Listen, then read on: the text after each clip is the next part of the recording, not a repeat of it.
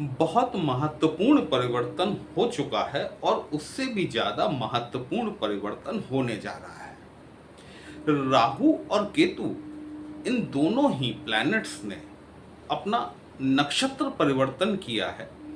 राहु महाराज पूर्वाभाद्र पद जिस नक्षत्र में वो गोचर कर रहे थे उसी के द्वितीय चरण में 20 जुलाई 2025 के दिन उन्होंने प्रवेश किया। ठीक उसी दिन 20 जुलाई 2025 के दिन केतु महाराज ने भी अपना नक्षत्र परिवर्तन किया और अपना पुराना नक्षत्र छोड़कर शुक्र के पूर्वा फाल्गुनी नक्षत्र में इन्होंने एंट्री की। गुरु महाराज 13 अगस्त 2025 के दिन अपना नक्षत्र परिवर्तन करने जा रहे हैं। बेसिकली जो राहु गुरु के चांडाल दोष के बारे में मैंने आपको पहले बताया था, वो चांडाल दोष, देखिए भाव आधारित चांडाल दोष तो अभी भी बना हुआ है, लेकिन जो नक्षत्र बेसिस पर जो एक परफेक्शन के साथ ये योग बना हुआ था, वो योग 13 अगस्त 2025 के दिन भंग होने वाला है। और ये इन प्लैनेट्स का नक्षत्र परिवर्तन करना हमारे वृषभ राशि और लग्न के जातकों पर किस प्रकार से प्रभाव डालने वाला है, वही हम लोग आज डिस्कस करने वाले हैं। नमस्कार दोस्तों, कैसे हैं आप सभी? मैं आपका ज्योतिष मित्र श्लोक वर्मा आपके अपने चैनल श्री हनुमंत कृपा में आपका हार्दिक स्वागत करता हूं, अभिनंदन करता हूं।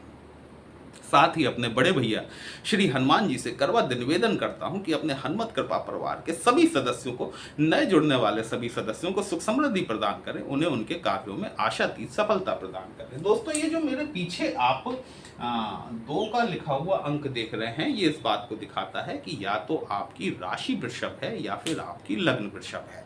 शुक्र महाराज जो होते हैं, ये शुक्र महाराज आपके लग्नेश होते हैं, साथ ही साथ आपके 6वें घर के भी स्वामी होते हैं। इस बात को याद जरूर रखिएगा क्योंकि हम आगे इस पर डिस्कस करेंगे। केतु महाराज का जो ट्रांजिट हुआ वो पूर्वा फाल्गुनी नक्षत्र, जो कि शुक्र का नक्षत्र होता है। शुक्र भोग विलास ऐश्वर्य, ओवरऑल यदि देखा जाए तो जो लग्जरियस लाइफ है उसके स्वामी जो है वो शुक्र देव बनते हैं। केतु की बुध के साथ नहीं बनती है ना, लेकिन शुक्र के साथ में केतु महाराज अपने आप को कंफर्टेबल फील करते हैं।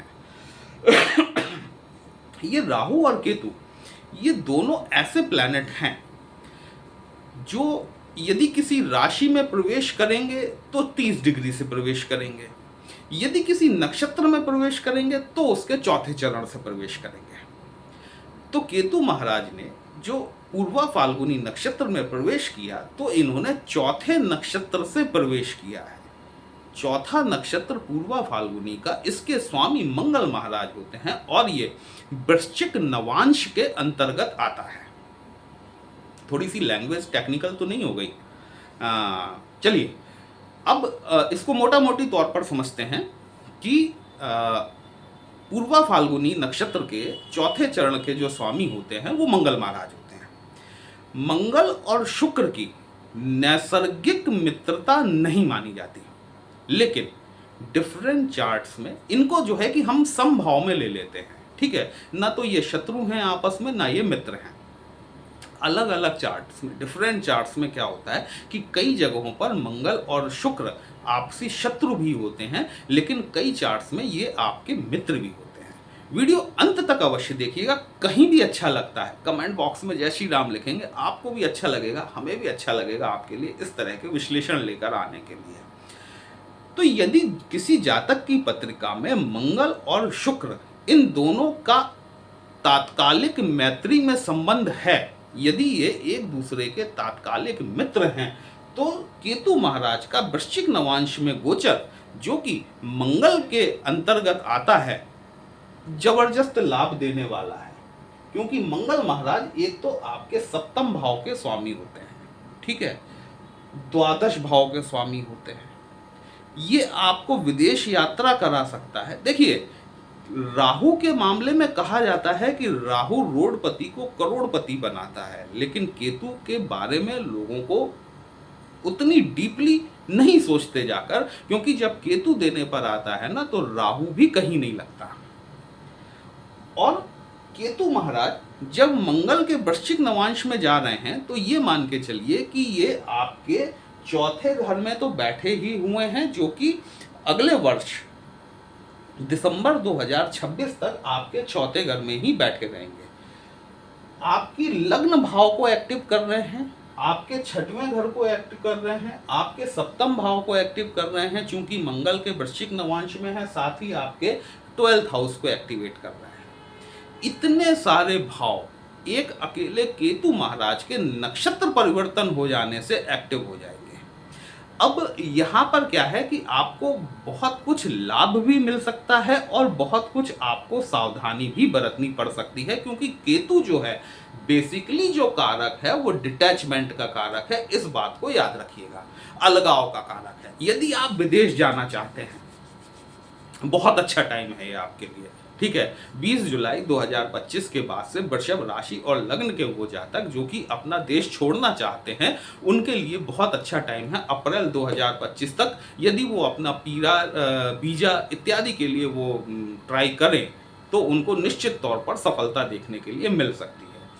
आपका लग्न भाव एक्टिव होगा, थोड़ी सी आपके अंदर इंट्रोवर्टनेस आएगी, मतलब एक अंतर्मुखी स्वभाव होगा। लेकिन धन की तौर पर यदि आप बात करें, यदि आप भोग विलास की तरफ बात करें, तो इस तरफ आपका ध्यान जाना स्वाभाविक रूप से ये आपको देखने के लिए मिलेगा, ठीक है। यहाँ पर छठवां घर भी एक्टिव हो रहा है, बात को थोड़ा समझिएगा। छठवां घर जो है वो रोगों का होता है, ऋणों का होता है, शत्रुओं का होता है, वाद विवाद मुकदमेबाजी का होता है। यदि आपकी पत्रिका में मंगल और शुक्र तात्कालिक मित्र नहीं है, उस परिस्थिति में आपको आपके जीवन साथी के साथ में रिलेशन बहुत अच्छे बनाकर चलने हैं। आपको अपने व्यावसायिक भागीदारों के साथ में रिलेशन बहुत अच्छे बना के चलने हैं। साथ ही साथ वो महिला कर्मचारी जो कि आपके अधीनस्थ हैं या फिर आपके साथ काम करती हैं, उनके साथ संबंधों में आपको एक ट्रांसपेरेंसी लेकर चलनी पड़ेगी। अन्यथा क्या होगा कि धन लाभ तो होगा आपको निश्चित तौर पर, लेकिन कहीं ना कहीं महिला वर्ग से अपोजिट जेंडर, महिला के लिए पुरुष, पुरुष के लिए महिला, दोनों ही एक दूसरे के लिए उसका शुक्र होते हैं। तो आप दोनों को ही अपने से अपोजिट जेंडर के प्रति सावधानी बरतने की आवश्यकता है, ठीक है। अब हम बात करते हैं आपके गुरुदेव बृहस्पति की। गुरुदेव बृहस्पति देखिए आपके अष्टम भाव के स्वामी होते हैं और लाभ भाव के स्वामी होते हैं। गुरु बृहस्पति को 3 दृष्टियां प्राप्त होती हैं, 5वीं, 7वीं और 9वीं। 5वीं दृष्टि गुरुदेव बृहस्पति की कहाँ पड़ रही है? आपके 6वें घर पर पड़ रही है। गुरु की दृष्टियों में विस्तार है, गुरु उस स्थान को फैला देते हैं। लग्जरी के चलते हुए, भोग विलास की तरफ वृत्ति के चलते हुए आप कोई नया वाहन, नया मकान, नई प्रॉपर्टी खरीदने के लिए आगे बढ़ सकते हैं, जिसमें कि आपको कर्ज लेना पड़ सकता है। दूसरी चीज, गुरु की 9वीं दृष्टि जो है,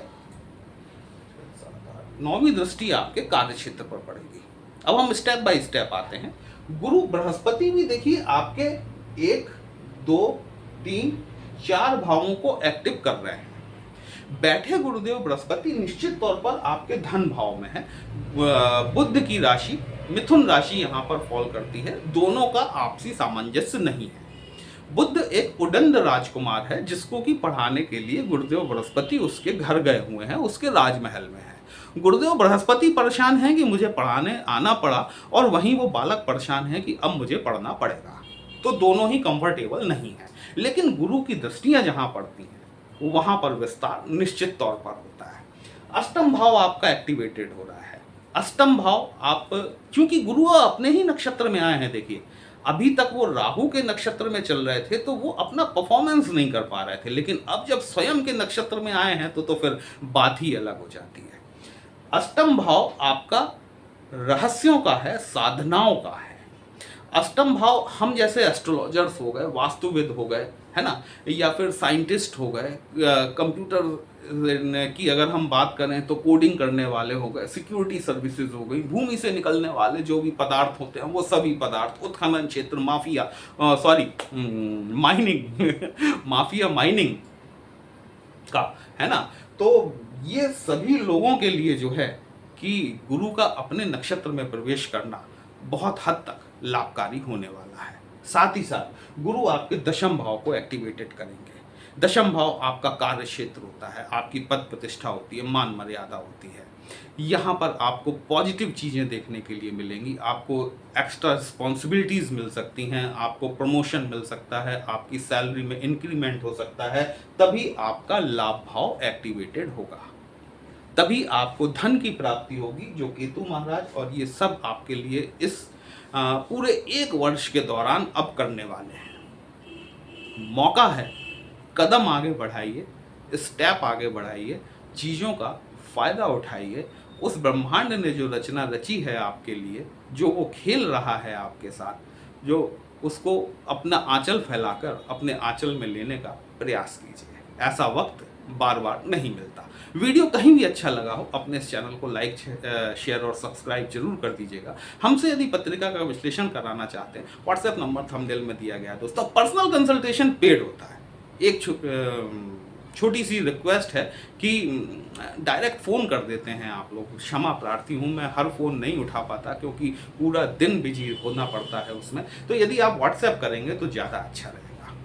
चलिए फिर मिलते हैं, तब तक के लिए जय श्री राम।